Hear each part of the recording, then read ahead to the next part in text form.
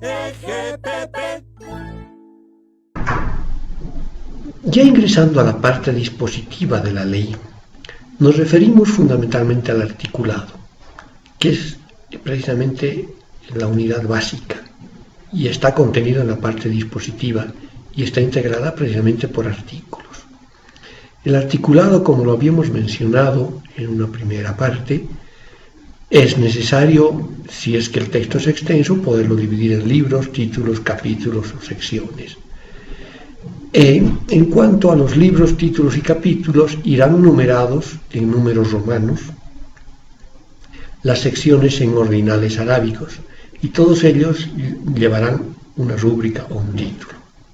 La indicación de libro, título, capítulo, sección y su respectiva numeración se sitúan centradas en el texto. Es importante tener en cuenta que esta numeración va cambiando. Dentro de un libro, por ejemplo, todos sus títulos llevarán una numeración correlativa, pero en un segundo libro se repetirá esta numeración otra vez desde el 1. Lo mismo dentro de los títulos, sus capítulos o las secciones del capítulo, lo que no ocurre con los artículos como lo vemos más adelante. Habíamos mencionado que los libros implican la división de leyes muy extensas, es excepcional y son aquellas que tratan de recopilar o codificar ciertas materias. En títulos solo se dividen aquellas leyes que tengan partes muy diferenciadas y los capítulos implican solo una división cuando ellas respondan a razones sistemáticas y no precisamente la extensión de la ley. No debe pasarse de una unidad de división a otra omitiendo alguna intermedia, salvo el caso de las secciones, ya que los capítulos pueden dividirse en secciones.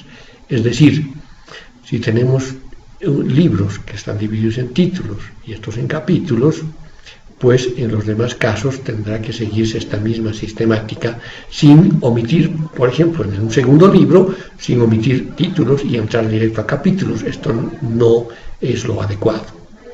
Pero sí los artículos son la unidad básica. El artículo, por lo tanto, implica en cada una de las disposiciones numeradas de un texto normativo y la suma de todos los artículos constituyen la concreción escrita de la decisión política que se materializa en la ley, con un mandato del legislador.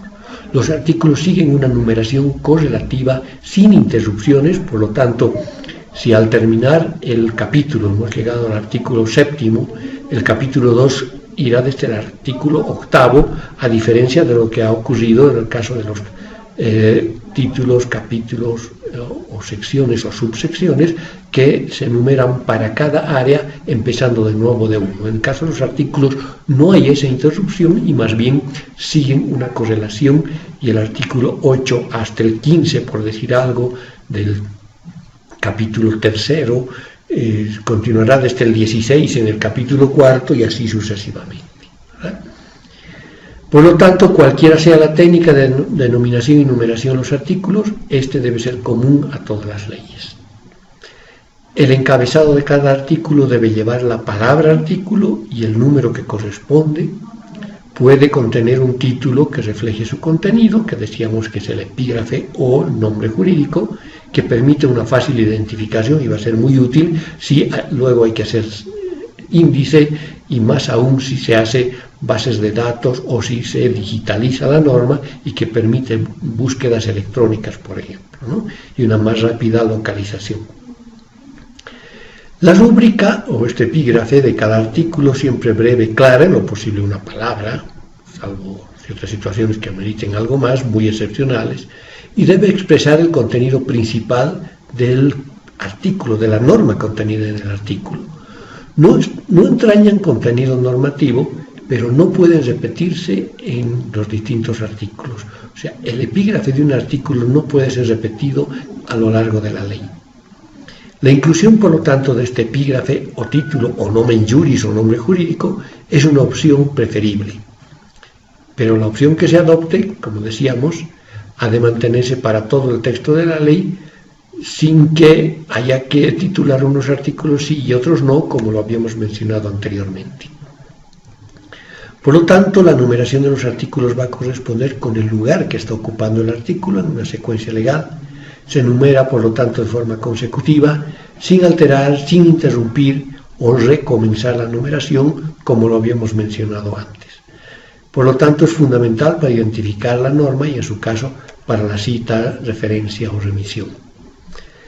Además de que se mantenga el mismo sistema en general para todas las leyes, se recomienda la opción de la numeración en números cardinales, como lo hemos mencionado también antes, por las razones también expuestas, y no en números ordinales. ¿Qué pasa cuando las leyes tienen un solo artículo? En este caso, lo más conveniente es designar el artículo como único, escrito en literal, de manera que esto evita los inconvenientes anteriores y va a informar ya directamente que la ley tiene un solo artículo. En cuanto a la extensión de los artículos, es importante determinar que no sean excesivamente largos. Ya hemos dicho que cada artículo debe recoger un solo precepto, mandato, instrucción o regla, o varios de ellos que respondan a una unidad temática. Por lo tanto, los criterios que van a orientar la redacción de un artículo son aquellos que cada artículo aborda un tema, cada párrafo una oración y cada oración una idea, como lo mencionamos también antes. El artículo puede dividirse en parágrafos para temas generales y dentro del artículo se enumeran por números romanos, que son apartados o incisos, los parágrafos precisamente, que se subdividen en ellos. Pueden denominarse por letras minúsculas con paréntesis y la subdivisión de los incisos, denominados subincisos, pueden numerarse con cardinales arábicos en cifra, salvo que solo haya uno, en este caso no se va a numerar. Todos los parágrafos de un apartado no se consideran subdivisiones de este, por lo que no irán numerados. En el caso, me refiero a los párrafos, ¿no? Los párrafos son los espacios entre puntos aparte. Los que sí van numerados son los parágrafos. No es conveniente que los artículos tengan más de 4 apartados o 4 párrafos. En realidad hay tendencias técnicas que más bien recomiendan solo 3. No deben utilizarse guiones, asteriscos ni otro tipo de marcas en el texto de la disposición legal, que se usa para otros géneros de la escritura y la literatura. El contenido de los artículos implica que estos son una unidad básica de la división de la ley, que va a determinar su contenido. Y ahí ha de tenerse en cuenta, como se ha señalado al comienzo, que el contenido de la ley deberá ser homogéneo y cada ley va a regular un único objeto, evitando incluir materias diferentes. Y si es necesario regular materias diferentes en un mismo objeto, pueden elaborarse otras iniciativas legislativas o iniciativas distintas. Deben evitarse aquello que la doctrina llama las leyes ómnibus, que son muy lesivas para la seguridad jurídica, aquellas que tienen muchos objetos o muchos temas a regular. Sin embargo, la ley debe contener la regulación completa de su objeto material en la medida de lo posible. Un único objeto, todo el contenido del objeto y, si procede, los aspectos que guarden directa relación con él.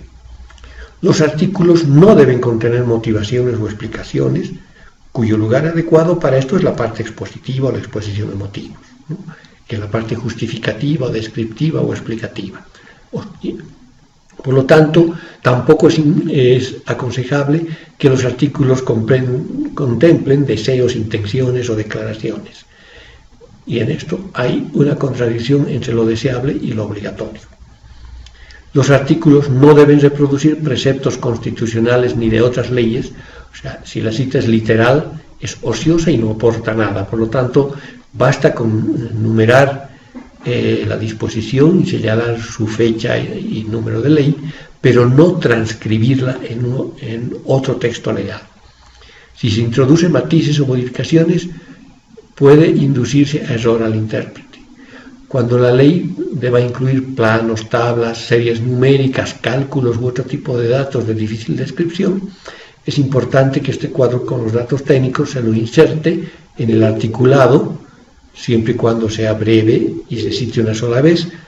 En caso contrario, esto debe incorporarse como anexo al final de la ley, al que se remitirá el articulado, pero hacer la referencia de que figura en un anexo En cuanto a la estructura y sistemática de los artículos, es importante tener en cuenta que debe seguirse un criterio siguiente. Decíamos disposiciones generales o directivas, seguir una secuencia, la parte del objeto de la ley, el ámbito de aplicación, las disposiciones, luego vendrán las disposiciones sistemáticas, que son normas sustantivas, organizativas, planificadoras, prescriptoras de derechos, obligaciones, prohibiciones y limitaciones, la parte de infracciones y sanciones, luego las disposiciones procedimentales, que son normas procedimentales, y las procesales y de garantía. En la redacción de artículos o de las propias leyes debe seguirse, por lo tanto, el orden lógico ya mencionado, de lo general a lo particular, de lo abstracto a lo concreto, de lo normal a lo excepcional, de lo sustantivo a lo procesal. Los temas, por lo tanto, deben desarrollarse de manera jerárquica, ordenada, que no deje lagunas, y para que la ley sea fácilmente comprensible, hacerse un esfuerzo de síntesis para conseguir una formulación sencilla, más clara que en el caso de las frases complejas. Sin embargo, no es necesario agotar en un solo artículo o en un único artículo todo el tema de la regulación. La interpretación de la ley no lo exige ni es deseable para la claridad de la misma. Antes que alargar un artículo, es preferible tratar el tema en varios artículos agrupados en una misma sección.